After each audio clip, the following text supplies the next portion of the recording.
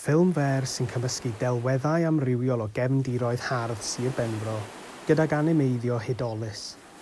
Mae Go Tell the Bees wedi ei ysbrydoli gan sgyrsiau gyda phobl Sir Benfro. Mae rhyfeddod yn y môr, Atynfa'r, lleuad, hyd y cosmos.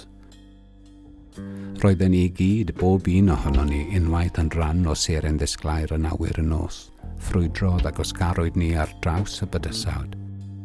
Fel gronynau tywod, rydym i gyd wedi cael ein ffurfio a'n chwalu eto, dro ar ôl tro.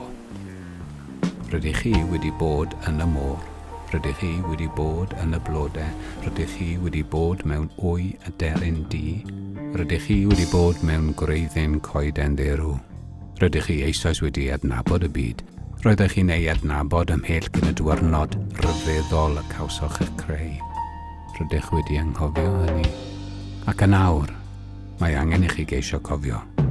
Cofiwch, cyn i amser rason i flaen, ac i'r gwenyn yn gadael am byth. Cofiwch yr hyn a ddaeth o'r blaen. Cofiwch yr hyn yr oedd eich rieni ci, eich hen rieni ci a'ch tapestri hir cyfoethog o gyndeidiau yn ei wybod yr holl lleuadau hynny yn ôl. Roedden nhw'n siarad ar gwenyn. Roedden nhw'n dweud y newyddion wrth ddynt yn hapus ac yn drist ac roedd y gwenyn yn ei tro yn cadw'r blaned yn fyw. Gyda'n gilydd mae angen i ni ddod o hyd i ffordd o wneud i'r gwenyn aros. Ond beth fyddwn ni'n ei ddweud a sut fyddwn ni'n ei ddweud? Amlinelliad gwenynnen gyda choed yn y cefndir a gwenynnen fach yn mynd heibio.